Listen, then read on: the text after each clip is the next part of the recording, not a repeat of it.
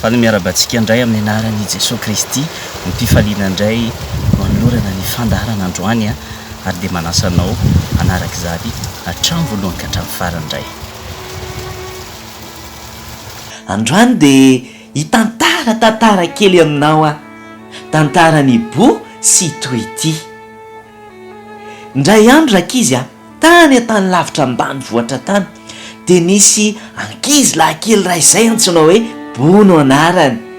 Izy tena tia milalao any an-tsaha ary tia milalao eny amoron-dranona eny amin'ny eny an-tsaha rehetra eny izy. Dia tena tiany mihitsiny ny miompy ireo biby fiompy izay mino fahafantatra ganagana, bitro, saka dia manana an'ireo izy rakizy. Indray andro dia aniverserany i Bo indray andro. Dia rehefa tonga ny aniverserany Bo dia nanaterany dadatoa any cadeau izy. Tsy fantatra hoe inona reny ao anatin'io baoritra kely io fa nahazo fanomezana izy tany amin'ny dadatoany. Ary rehefa nahazo fanomezana izy tena faly mihitsy izy. Dia naka fotoana izy anokafany an'ilay tao anaty baoritra izay fanomezana ho azy. Gaga izy rakizy fa akoho ny tao anatin'le baoritra. Faly be Bo satria tena tiany zany miompy zany. Dia nahazo akoho izy dia miaraka mihaino foana io akoho io. Tena faly izy ary dia nomeny anarana le akoho nantsoiny hoe Toity. I Toity no niantsony an'ilay akoho. Dia tena faly izy mikarakara an'izany akoho zany. Indray andro ary rehefa iny nandehandeha iny Bo dia gaga izy fa tsy hitany Toity. Dia lasa izy niantsoantso nikarokaroka ny Toity izy aiza ary Toity? Toity, Toity, Toity. Ary rehefa nikaroka izy dia hitany tany anaty bozaka rakizy Toity. Ary dia hitany fa nipetraka i Toity. Ary rehefa nijereny dia aikay nanatody Toity. Nisy atody tao. Ary dia tena faly izy ary nanomboka teo tena nanatody isan'andro Toity. Ary rehefa nanatody isan'andro Toity dia efa misy efa folo zao ny atodiny. Dia tena mitombo teny ny isan'ny atodiny Toity. Dia zao zavatra nitranga mikotrika amin'izay le akoho. Fantatrao ve fa ny akoho ange dia mikotrika za mikotrika zany eny mipetraka eo ambony atody dia mandritra 120 andro rehefa mipetraka eo ambony atodiny ny akoho dia foy. Zany hoe teraka mivoaka avao anaty akorany ny akoho kely. Dia rehefa mikotrika 120 andro dia foy ny atodiny Toity. Dia lasa nitovy ny akohany. Dia zao zavatra nitranga rakizy. Rehefa nelehibe tsikelikely teny le akoho dia miaraka milalao aminazy foana i Bo. Na eny tokotany na aiza dia miaraka milalao foana zareo. Indray andro anefany dia tsy maintsy andeha hianatro Bo. Dia rehefa andeha hianatro Bo dia tsy afaka miaraka aminazy tsontsony nefa le akoho. Dia niteneny ny akoho kely hoe nareo tsy mahazo miaraka aminahy fa za andeha hianatra. Fa ny akoho tsy mandeha mianatra ny akoho fa ny olona ihany mandeha mianatra. Dia lasa nianatra i Bo fa ny akoho kosa mijanona teo amin'ny tanàna nisy anazy. Fa rehefa avy mianatra kosa nefa Bo dia mitady any Toity sy ny zanany foana ary dia omeny sakafo dia karakarainy dia miaraka mihazakazaka zareo miaraka milalao foana zareo. Indray andro rehefa avy mirava nianatra Bo dia miantso any Toity izy. Toity, Toity.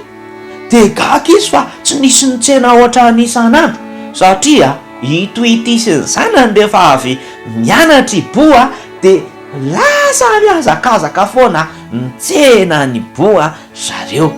Dia lasa Bo nitady an'le akoho. Nitady izy hoe zay zary de niantso any sy tany an-tsahatany izy toity toity de tena tsisy namaly iny anefa rahakizy a nahita ny dadany izy fa tamin'izany fotoana zany mantsy a rehefa amboly ny olona de mandoro bozaka mba hahafahana mamboly de niantso antso sady taitra be ibo rehefa nahita ny dadany hoe dada dada aza mbola dorana aloha mibozaka fa mety aho a toitisy ny zanany kanefa rahakizy a de tsy azo ny vinoana ntsony ny afo a satria tena nyredareda be ny afo de tsy azo ny vinoana intsony de ina nataony bo rahakizy ny tomany mafibo sady nala elo izy tsy nisy azo no atao intsony satria efa tena nirehitra be mihitsy ny afo a de niandro teo izy sady nitomany nanampitamby anazy ny dadany sady nampahery anazy hoe ao fahavidana ny dada koa afy ianao toitiny efa tena tiany ary tena namany rehefa maty ny afo a de nanomboka nitady any toitisiny zanany bo de nikaroka io fa hitany rakizy toity mahay tanteraka mahay amin'ny afo tena andohalika izy sady mitomany a nahita ny toity de nray sy moramora toity fa zao rehefa nandray any toity izy a de gaga be fa misy fiaoanako kely avy tao anatiny toity kiu gaga rakizy bo satria nanino tao ambany elatry ny toity a reo zanany aikay a tena narovany reny tao ambany elany a le akoho le zanany narovany tao ambany elany tao a de niaritra afo teo a itoity na de mafy arany afo a tsy nitsoka izy fa narovany tao ambany elany tao a le akoho kely be deaibe de tsy maty le akoho kely le zanako toity fa itoity no may a fa le zanany kosa tsy may rakizy fa narovany tao ambany elany tao de narovany sy tena hoe nataony zay tsy ahafatiny zanany a fa izy tsy nahampaninina anazy na maty ary izy fa narovany tao ny zanany takan'izany inge ny fitiavan'i Jesosy antsika itsika ny tokony ho faty a eo amin'ny hazo fijaliana kanefa de Jesosy Kristy